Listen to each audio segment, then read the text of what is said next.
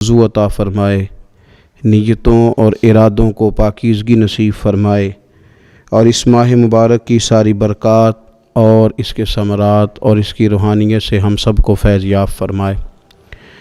اہل ایمان کا یہ شیوہ ہے کہ وہ اپنے رب سے شدید محبت کرتے ہیں۔ قرآن حکیم میں اللہ تعالیٰ نے فرمایا ہے کہ والذین آمنوا اشد حبا للہ، فرمایا وہ لوگ جو ایمان لائے وہ اپنے رب سے شدید محبت کرتے ہیں۔ وہ جب اپنے رب کی نعمتوں کو یاد کرتے ہیں، جب وہ اپنے مالک کے احسانات کا تصور کرتے ہیں، جب وہ اپنے رب کے بے پایا کرم کی طرف دیکھتے ہیں تو اپنے مالک سے شدید محبت کرتے ہیں، اور جب وہ اپنے مالک سے اس قدر زیادہ بڑھ کے محبت کرتے ہیں تو پھر وہ ان سب تقاضوں کو پورا کرنا چاہتے ہیں، ان سب چیزوں کی طرف بڑھنا چاہتے ہیں جو انہیں اللہ تبارک و تعالیٰ کی محبت کی طرف لے کر کے جاتی ہیں۔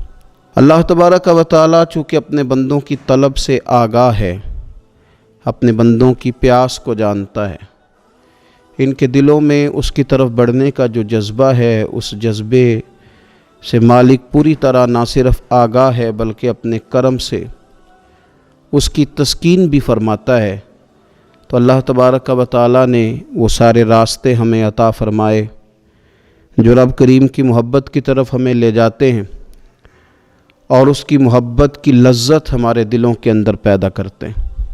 جب اہل ایمان اللہ سے بڑھ چڑھ کے محبت کریں اور اپنے مالک کی طرف وہ سب سے زیادہ اپنے قدموں کو، اپنے دلوں کو، اپنی توجہ کو بڑھائیں، تو انہیں کچھ کام ایسے ہیں جو زیادہ کرنے چاہیے۔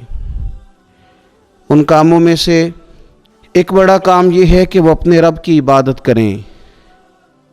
عبادت تو رب کے ہر حکم کو تسلیم کر لینے کا نام ہے، لیکن ہمارے ہاں عبادت کا تصور اکثر نماز کے لیے لیا جاتا ہے۔ قرآن حکیم میں اللہ تعالیٰ نے ارشاد فرمایا یا ایھا الناس اعبدوا ربکم الذی خلقکم والذین من قبلکم لعلکم تتقون، فرمایا لوگوں اپنے رب کی عبادت کرو جس نے تمہیں پیدا کیا اور تم سے پہلے لوگوں کو پیدا کیا، اور اس امید پر اپنے رب کی عبادت کرو کہ لعلکم تتقون، تاکہ تم پرہیزگار بن جاؤ۔ اپنے مالک کے حضور اپنی پیشانی کو جھکا دینا عبادت انتہائی درجے کی عاجزی کو کہتے ہیں۔ اپنی پیشانی کو، اپنے ناک کو، اپنے پورے وجود کو اپنے مالک کے حضور انتہائی عاجزی کے ساتھ جھکا دینا، اور ساری بلندیاں اور ساری رفعتیں اور ساری عظمتیں رب ہی کی تسلیم کرنا، اس کا نام عبادت ہے۔ اللہ کے حضور جب رب کریم کا بندہ اپنے آپ کو جھکا دیتا ہے اور اس کے حضور وہ انتہائی عاجزی کرتا ہے، تو اس کا معنی یہ ہے کہ وہ اپنے رب کی عبادت کر رہا ہے۔ رسول کائنات صلی اللہ تعالیٰ علیہ وسلم نے مختلف چیزوں کو مختلف مواقع پر ہمارے لیے بیان کر کے ہمارے دلوں میں ان چیزوں کی محبت بڑھائی۔ اس رمضان المبارک میں خاص کر کے ہمیں ان چیزوں پر توجہ کرنی ہے۔ میری نظر میں وہ 4 چیزیں ہیں، اگرچہ ان کو اور بھی بہت ساری چیزوں پر تقسیم کیا جا سکتا ہے، اور بھی کئی چیزیں اس میں شامل کی جا سکتی ہیں، لیکن اہم چیزیں 4۔ ایک تو نماز کا پڑھنا، نوافل کا پڑھنا، رات کو قیام کرنا، سحری کے لیے تو اٹھنا ہی ہے، تو اٹھتے وقت تہجد کی نماز کو اہمیت دینا، نماز تراویح کو ذرا شوق کے ساتھ ادا کرنا، نفل کا قیام کرنا، عبادت کے لیے اپنے آپ کو تیار کرنا، اور دوسرے نمبر پر قرآن حکیم کی تلاوت کو ذوق شوق کے ساتھ کرنا، اپنا محبت کا، پیار کا رشتہ قرآن پاک کے ساتھ مضبوط کرنا، اور تیسرا کثرت کے ساتھ استغفار پڑھنا، اپنے مالک سے اپنے گناہوں کی معافی مانگنا، آئندہ گناہ نہ کرنے کا عہد کرنا، اور چوتھا دعائیں مانگنا۔ یہ 4 چیزیں اگر تھوڑی توجہ کے ساتھ اس ماہ مقدس میں روزانہ کے معاملات میں شامل کر لی جائیں، نماز، تلاوت قرآن مجید، استغفار اور دعا۔ آپ دیکھیے کہ نبی کریم صلی اللہ تعالیٰ علیہ وآلہ وسلم نماز کے اندر محو رہنے کو پسند کرتے تھے۔ حضور نماز کے اندر شامل رہنے کو اور نماز کو بار بار ادا کرنے کو پسند کرتے تھے۔ ہر موقع پر حضور نماز ادا فرماتے، ہر موقع پر۔ سورج گرہن ہے تو نماز ہو رہی ہے، چاند گرہن ہے تو نماز ہو رہی ہے، بارش نہیں ہوتی تو کریم محبوب علیہ السلام نماز ادا کر رہے ہیں، بارشیں کثرت سے ہونے لگیں، طوفان اور آندیاں آنے لگیں تو حضور نماز ادا فرما رہے ہیں۔ جنگ کے موقع پر، بدر کے موقع پر لوگوں کی، صحابہ کی صفیں درست کر کے حضور خود مصلی پر تشریف لے گئے اور نماز شروع کر لی۔ تو ہر وقت نماز کی طرف حضور کی توجہ ہمیں بتاتی ہے کہ نماز پڑھنا، نفل پڑھنا، عبادت کرنا یہ کتنا دلچسپی والا کام ہے، اور مسلمان کا اس کے ساتھ شوق کس قدر زیادہ ہونا چاہیے۔ آج ہم زیادہ بے چین اس لیے رہتے ہیں کہ ہمارا تعلق باقی سب چیزوں سے مضبوط ہوا لیکن مصلی کے ساتھ کمزور ہوا۔ ہماری بہت ساری اس دور کی جدتوں نے ہم سے ہمارے مصلی کی، استغفار کی، تلاوت کی، دعا کی لذت چھینی۔ اگر ہم تھوڑا لوٹ کر کے آئیں اور کچھ گھنٹوں کے لیے، کچھ وقت کے لیے، کچھ ٹائم کے لیے، اگرچہ وہ مختصر ہی کیوں نہ ہو، ہم اپنے معمولات جو عبادت کے تعلق سے ان کو مضبوط کریں، موبائل بند کیے جائیں، ایک کونا تلاش کیا جائے، کوشش کی جائے تنہائی کرے انسان اپنے مالک کے ساتھ۔ نبی پاک صلی اللہ تعالیٰ علیہ وآلہ وسلم نے جو ہمیں طریقے بتلائے ہیں، ان طریقوں کی روشنی میں انسان اکیلا بیٹھے اپنے مالک کے حضور اور خوب اس کی بارگاہ میں نفل پڑھے، تلاوت کرے، استغفار پڑھے، پھر دعائیں مانگے، اپنے لیے بھی مانگے، امت کے لیے بھی مانگے، اپنے لیے بھی مانگے، اپنوں کے لیے بھی مانگے، سب کے لیے اللہ کے حضور سے وہ خیر طلب کرے۔ حضرت سیدنا زید بن ثابت رضی اللہ تعالیٰ عنہ ارشاد فرماتے ہیں، مجمع الزوائد میں، مسند امام احمد بن حنبل میں یہ حدیث موجود ہے۔ آپ فرماتے ہیں کہ میں نبی پاک صلی اللہ تعالیٰ علیہ وسلم کے ساتھ اکثر نماز کے لیے جایا کرتا تھا، تو میں انفرادی انداز دیکھتا نبی پاک صلی اللہ تعالیٰ علیہ وسلم کا کہ حضور جب نماز کے لیے چلتے تو چھوٹے چھوٹے قدموں کے ساتھ چلتے۔ جو نبی پاک صلی اللہ تعالیٰ علیہ وسلم کا روٹین میں چلنے کا انداز ایک کریمانہ تھا، اس سے ہٹ کر حضور مختصر قدم اٹھاتے اور نماز کے لیے تشریف لے جاتے۔ میں اس خوبصورت ادا پر توجہ کرتا تو میرے کریم محبوب صلی اللہ تعالیٰ علیہ وسلم نے مجھ سے فرمایا، زید تم جانتے ہو میں مختصر قدم کیوں اٹھاتا ہوں؟ حضور دلوں کا حال جانتے ہیں نا، تو فرمانے لگے تمہیں خبر ہے میں اختصار کے ساتھ قدم کیوں اٹھاتا ہوں؟ عرض کی یا رسول اللہ صلی اللہ تعالی علیہ وسلم کرم نوازی فرمائیے، بتا دیجئے۔ تو حضور فرمانے لگے کہ جب تک انسان نماز کی طلب میں رہتا ہے نا، وہ نماز ہی میں رہتا ہے۔ وہ جب نماز کی طلب میں ہوتا ہے تو نماز ہی میں ہوتا ہے۔ تو میں چھوٹے چھوٹے قدم اٹھاتا ہوں، ذرا آہستہ چلتا ہوں، تاکہ جتنا وقت طلب نماز میں ہو وہ نماز ہی میں گزرے۔ ذکر حبیب کم نہیں وصل حبیب سے، محبوب کا ذکر بھی اس سے ملاقات ہی ہوتا ہے۔ تو یہ جو سفر ہے نا نماز کے لیے جانے کا، میں چاہتا ہوں کہ یہ ذرا لمبا ہو جائے، اس میں ذرا وقت ملے تاکہ مالک کے ساتھ میں جڑا رہوں، میرا تعلق مضبوط رہے۔ تو سرور کائنات صلی اللہ تعالیٰ علیہ وسلم کی جو خاص دلچسپی ہے نماز کے ساتھ، نفل کے ساتھ، عبادت کے ساتھ، حضور صلی اللہ علیہ وسلم نے ارشاد فرمایا، مسلم شریف میں حدیث موجود ہے، فرمایا اللہ تعالیٰ کے بندہ سب سے زیادہ قریب پتہ کب ہوتا ہے؟ پہلے تو ذرا ان لفظوں کا حسن ہی ملاحظہ کریں کہ بندہ اور رب کے قریب، بندہ اور اپنے مالک کے قریب۔ وہ بندہ کتنی شان والا ہے، اس کا مقدرات کتنے عروج پہ ہے جو اپنے رب کے قریب ہو گیا۔ حضور فرمانے لگے غلاموں سنو، بندہ اپنے رب کے سب سے زیادہ قریب سجدے کی حالت میں ہوتا ہے، لہذا فرمایا سجدوں میں کثرت سے دعا کیا کرو، گویا اس سے مانگ لیا کرو سجدوں میں، اب تمہارا قرب ہے، اب تم جب کشکول طلب دراز کرو گے تو وہ تمہیں عطا کرے گا۔ جب تم نے اپنا سر سجدوں میں رکھا ہو تو پھر اپنی آرزویں لے آؤ ساری، اب رب تمہارے کشکول بھرے گا، تمہیں خیرات ملے گی، تمہاری طلب سے بڑھ کر تمہیں عطا کیا جائے گا۔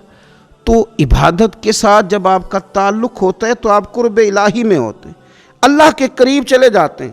شرط یہ ہے کہ تھوڑی دیر بھول جائیں موبائل کو، تھوڑی دیر چھوڑ دیں دنیا داری کے خیالات، تھوڑی دیر وہ ایک دن چھوڑ کے سارا کچھ بھی تو جانا ہے نا اللہ کے حضور۔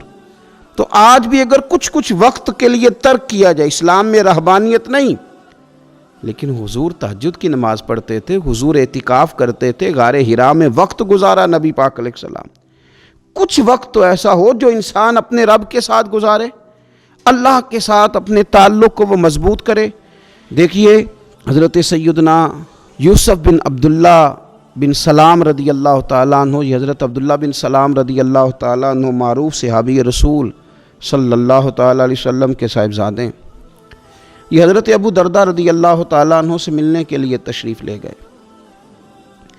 فرماتے ہیں کہ جب میں ان سے ملنے کے لیے گیا تو وہ شدید علیل تھے، حضرت سیدنا ابو درداء رضی اللہ تعالیٰ عنہ بڑے جلیل القدر صحابی ہیں اور بڑے صاحب الرائے آدمی ہیں۔ حضرت عمر فاروق رضی اللہ تعالیٰ عنہ اکثر ان سے مشورہ لیا کرتے تھے۔ فرماتے ہیں میں جب ان سے ملنے کے لیے گیا تو وہ سخت بیمار تھے اور اسی بیماری میں ان کا وصال ہوا۔ میں ان سے ملنے گیا تو مجھ سے کہنے لگے کہ بھتیجے، حضرت عبداللہ ابن سلام کے بیٹے ہیں نا یوسف بن عبداللہ، تو وہ چونکہ ان کا دوستانہ تھا، کہنے لگے بھتیجے تم اس شہر میں کس طرح آئے؟ تو جناب یوسف بن عبداللہ کہتے ہیں میں نے عرض کی کہ آپ کا میرے والد کے ساتھ جو تعلق تھا، جو دوستانہ تھا، اس تعلق نے مجھے مجبور کیا کہ میں آپ کی تیمارداری کروں۔ تو فرماتے ہیں میں تو تیمارداری کرنے گیا تھا، ان کا حال پوچھنا تھا، لیکن یہ لوگ جو حضور کے دین کی تبلیغ کے لیے جذبات رکھتے تھے اور ایک دوسرے کو اللہ کی جانب متوجہ کرنے کا جو جذبہ رکھتے تھے، وہ بڑا انوکھا ہے۔ ایک شخص تیمارداری کرنے گیا ہے تو حضرت سیدنا ابو درداء رضی اللہ تعالیٰ عنہ فرمانے لگے بھتیجے میں اس وقت اس کیفیت میں ہوں کہ جھوٹ بولنا بہت برا ہے، یعنی جھوٹ بول ہی نہیں سکتا کہ اس بیماری میں ہوں کہ جس میں مجھے لگتا ہے کہ میں دنیا سے چلا جاؤں گا۔ فرمانے لگے اللہ کی قسم میں نے خود رسول پاک صلی اللہ علیہ وسلم سے سنا ہے کہ جو شخص اچھے طریقے سے وضو کرے، وہ تیمارداری کرنے آئے اور یہ ان کو نماز کی طرف، عبادت کی طرف مائل کر رہے ہیں۔ فرماتے میں نے خود حضور صلی اللہ علیہ وسلم سے سنا ہے کہ جو شخص اچھے طریقے سے وضو کرے پھر 2 رکعتیں نماز پڑھ لے یا 4 رکعتیں نماز پڑھ لے، اخلاص کے ساتھ پڑھے، اچھا وضو کرے، 2 رکعتیں پڑھ لے یا 4 پڑھ لے، یعنی 2 نفل ادا کرے یا 4 کر لے، اور پھر وہ خلوص کے ساتھ اپنے رب سے مغفرت طلب کرے تو اللہ اس بندے کی بخشش فرما دے گا۔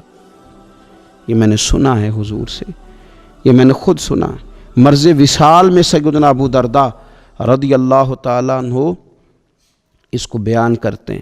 تو رمضان المبارک کے اندر ہمیں موقع ملتا ہے نماز پڑھنے کا، نماز تراویح کا، رات کے قیام کا موقع میسر آتا ہے۔ ایک تو عشاء کے بعد موقع ملا تراویح پڑھنے کے، ایک یہ کہ ہم کو سحری میں اٹھنا ہے، اور تہجد کی وہ خاص فضیلتیں جو عام دنوں میں کئی دفعہ مشکل ہوتی ہیں، وہ اٹھنا تو ہے۔ اگر تھوڑا سا 10 منٹ پہلے اٹھا جائے، وضو کیا جائے، اچھے طریقے سے کچھ نوافل ادا کر لیے جائیں، پھر سحری کے معاملات میں مشغول ہوا جائے۔ نبی پاک صلی اللہ تعالیٰ علیہ وآلہ وسلم ارشاد فرماتے ہیں، یہ ترمذی شریف کی حدیث ہے، حضور علیہ الصلوۃ والسلام نے ارشاد فرمایا کہ رات کا قیام اپنے اوپر لازم کر لو۔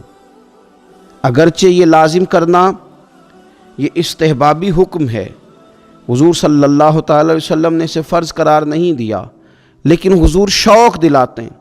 فرمایا رات کا قیام، رات کا قیام، ساون کی کالی راتوں میں جب بوندا باندی ہوتی ہے، وہ راتوں کو اٹھ اٹھ روتے ہیں جب خلقت ساری سوتی ہے۔ اور حضرت میاں صاحب رحمۃ اللہ علیہ نے فرمایا تھا کہ رات پوے تے بے دردانو نیند پیاری آوے تے درد مندانو یاد سجن دی ستیاں وی آن جگاوے۔ فرمایا رات کا قیام، حضور سید عالم صلی اللہ تعالی علیہ وسلم فرماتے ہیں رات کا قیام اپنے اوپر لازم کر لو، اس لیے کہ یہ رات کا قیام تم سے پہلے نیک لوگوں کا طریقہ ہے، اور یہ تمہارے لیے قرب خداوندی کا باعث ہے، یہ تمہیں اللہ کے قریب کر دے گا۔ اور حضور صلی اللہ تعالی علیہ وسلم فرمانے لگے یہ رات کا قیام تمہاری برائیوں کو مٹا دے گا اور یہ تمہیں گناہوں سے روک لے گا، گویا رب کریم تمہیں معافی عطا فرمائے گا، یہ تمہارے لیے بخشش کا ذریعہ بن جائے گا۔ یہ برائیوں کو مٹانے والا ہے رات کا قیام، یہ گناہوں سے روکنے والا ہے رات کا قیام۔ تو نماز کی طرف خاص توجہ کریں۔ اسی طرح کا معاملہ تھوڑا سا ہمیں ذوق کے ساتھ قرآن پاک کی تلاوت کے ساتھ اپنے آپ کو وابستہ کرنا چاہیے۔ بہقی شریف میں حدیث ہے، نبی پاک صلی اللہ تعالیٰ علیہ وسلم نے فرمایا میری امت کی سب سے افضل عبادت تلاوت قرآن ہے، سب سے افضل عبادت تلاوت قرآن۔ اور حضور صلی اللہ تعالیٰ علیہ وسلم فرماتے ہیں قیامت کے دن قرآن پڑھنے والے سے کہا جائے گا تو پڑھ، تو جتنی آیتیں پڑھتا جائے گا رب تیرے اتنے درجے بلند کرتا جائے گا۔ تلاوت قرآن کے ساتھ خاص ذوق، رمضان شریف کے اندر گھروں کے اندر اگر قرآن پاک کی تلاوت کی جائے، ہم دیکھتے تھے جب دیہاتوں میں ہوتے تھے تو گھر کے اندر بڑا ذوق ہوتا تھا قرآن پاک کی تلاوت کا۔ بہن بھائی ایک دوسرے سے پوچھتے تھے تیرا کون سا سپارہ ہے، تو وہ کہتے تھے میں کیوں بتاؤں، تو بتا تیرا کون سا ہے۔ کیوں؟ اس لیے کہ ایک شوق ہوتا تھا کہ ایک دوسرے سے آگے بڑھنا۔ تو نبی پاک صلی اللہ تعالیٰ علیہ وسلم نے فرمایا دنیا میں قرآن مجید پڑھتا تھا، اس سے قیامت کے دن بھی کہا جائے گا کہ اب تو پڑھنا، تو وہ جتنی آیات پڑھے گا رب اس کے اتنے درجے بلند کرے گا۔ تو رمضان شریف کے اندر خاص ذوق قرآن مجید کی تلاوت کا۔ پھر اسی طرح کا معاملہ استغفار کے ساتھ، نفل پڑھے جائیں، تلاوت کی جائے، اور پھر استغفار کثرت سے پڑھا جائے، استغفار کثرت سے پڑھا جائے۔ نبی پاک صلی اللہ تعالیٰ علیہ وسلم کا محبوب وظیفہ استغفار پڑھنا، اللہ کے حضور توجہ کرنا، توبہ کرنا۔ حضور تو معصوم ہے، نبی پاک تو معصوم عن الخطا، حضور سے تو معاذ اللہ کوئی گناہ سرزد ہوتا ہی نہیں۔ اور انبیاء کے بارے میں جو کوئی ایسے نظریات رکھے وہ گمراہ ہے، لیکن حضور صلی اللہ تعالیٰ علیہ وسلم نے فرمایا لوگو، یہ بخاری مسلم میں حدیث ہے، فرمایا لوگو اللہ تبارک و تعالیٰ کی بارگاہ میں توبہ کرو، بخشش طلب کرو۔ حضور فرماتے ہیں میں دن میں 100 مرتبہ اپنے رب کی بارگاہ میں توبہ کرتا ہوں۔ حضور تو معصوم ہے۔ یہ توبہ کس لیے ہے؟ یہ تعلیم امت کے لیے، یہ ہمیں سمجھانے کے لیے، یہ ہماری توجہ دلانے کے لیے، یہ بتانے کے لیے ہے کہ یہ استغفار درجات کو بلند کرتا ہے۔ اللہ کی طرف رجوع کرنے کے لیے کثرت کے ساتھ استغفار کی جائے، اپنے رب سے معافی مانگی جائے۔ ہم انسان ہیں، کچھ غلطیاں نہ چاہتے ہوئے بھی ہو جاتی ہیں، بہت کوشش کے باوجود کچھ چیزوں پر کنٹرول نہیں رکھ پاتے، ہم سے سرزد ہو جاتی ہیں۔ رمضان کی ساعتوں میں، صبحوں میں، شاموں میں، سحری میں، افطار میں، تراویح میں، تہجد میں اگر اللہ کے حضور استغفار کی جائے، اللہ کے حضور استغفار کی جائے۔ مسند امام احمد بن حنبل میں حدیث ہے، حضور صلی اللہ تعالیٰ علیہ وسلم فرماتے ہیں، اور یہ حدیث اتنی زیادہ انسان کو خوشی دیتی ہے اور رب کی رحمت کو بندے کے اتنا قریب کر دیتی ہے، اتنا اللہ کے قریب کر دیتی ہے کہ انسان جھوم اٹھتا ہے۔ کبھی اس حدیث کے جملوں پر غور کریں، نبی پاک صلی اللہ تعالیٰ علیہ وآلہ وسلم کس طرح رب کی رحمت ہمارے سامنے بیان کرتے ہیں، اور جب حضور اپنی زبان نور سے بیان کرتے ہیں پھر تو یوں لگتا ہے کہ روح کی گہرائیوں تک بات چلی گئی۔ حضور سید عالم صلی اللہ تعالیٰ علیہ وسلم فرماتے ہیں شیطان نے رب کریم کی بارگاہ میں یہ کہا تھا کہ اے مالک مجھے تیری عزت کی قسم، جب تک ان لوگوں کے جسموں میں روح رہے گی میں انہیں گمراہ کرتا رہوں گا۔ جب اللہ نے اسے کہا نا کہ تو نکل جا، تو مردود ہے، تو اس نے کہا مجھے تیری عزت کی قسم، جب تک ان کے جسموں میں روح باقی ہے میں انہیں گمراہ کرتا رہوں گا۔ تو میرے کریم محبوب علیہ السلام، مدینے والے پیارے حبیب علیہ السلام فرماتے ہیں، رب کریم نے فرمایا سن و ابلیس، اگر تو یہ قسم اٹھاتا ہے کہ تو جب تک ان کے جسموں میں روح ہے انہیں گمراہ کرتا رہے گا، تو پھر مجھے بھی اپنے عزت اور جلال کی قسم، یہ جب تک مجھ سے معافی مانگتے رہیں گے میں انہیں معاف کرتا رہوں گا، میں بھی انہیں معاف کرتا رہوں گا، یہ جب جب مجھ سے بخشش مانگیں گے، جب جب مجھ سے بخشش مانگیں گے۔ اس یہاں سے کبھی ہم نے کنارہ نہ کیا، اور تو نے بھی تو دل آزردہ ہمارا نہ کیا، ہم نے تو جہنم کی بہت کی تدبیر، پر میرے مولا تیری رحمت نے گوارا نہ کیا۔ تو کثرت کے ساتھ استغفار رمضان میں کیا جائے، اللہ کے حضور معافیاں مانگی جائیں، اور میں تو کہتا ہوں اپنے لیے بھی مانگی جائیں، دوسروں کے لیے بھی مانگی جائیں۔ استغفار سے وہ مان جاتا ہے۔ اور پھر سب سے زیادہ جس چیز پر توجہ دینے کی ضرورت ہے وہ ہے عبادت کا مغز، یعنی دعا۔ میں اکثر کہتا رہتا ہوں کہ ہمارے ڈاکٹر ہمیں یہ کہتے ہیں کہ تمہارے دلوں میں کچھ دکھ ہیں وہ کہہ دو تو تمہاری بیماریاں ہلکی ہو جائیں گی، دل کے بوجھ اتار دو، تم کہہ دو کسی سے اپنے غم تاکہ تمہارے دل ہلکے ہو جائیں۔ اب کچھ غم بڑے ذاتی قسم کے ہیں، بندہ کسی سے کہہ ہی نہیں سکتا، بڑی نجی قسم کے کچھ دکھ ہیں، کسی سے کیسے بیان کریں؟ تو ہمارے دین نے ہمیں دعا سکھائی۔ معنی کیا ہے؟ جو کسی سے نہیں کہہ سکتے وہ رب رسول سے کہہ دو تاکہ تمہارا دل بھی ہلکا ہو، تمہاری عزت بھی محفوظ رہے، اور تم نے کہا بھی اس طبیب کے سامنے جو سب سے بڑھ کر شفا دینے والا ہے، کہا اس مالک کے سامنے جو سب سے زیادہ خزانے بانٹنے والا ہے۔ ترمذی شریف میں حدیث ہے، حضور نے فرمایا دعا عبادت ہے۔ اسی ترمذی میں حدیث ہے، فرمایا دعا عبادت کا مغز ہے۔ اور اسی ترمذی میں حدیث ہے، نبی پاک علیہ السلام نے فرمایا یاد رکھو، رب کے نزدیک، اللہ کے نزدیک دعا سے زیادہ عزت والی چیز کوئی نہیں، اس سے بڑی اکرام والی چیز ہی کوئی نہیں اللہ کے حضور۔ تم اپنے رب سے جب مانگتے ہو تو بڑے معزز ہوتے ہو، دنیا داروں کے سامنے ہاتھ پھیلاؤ گے، دکھ سناؤ گے تو عزت میں کمی آئے۔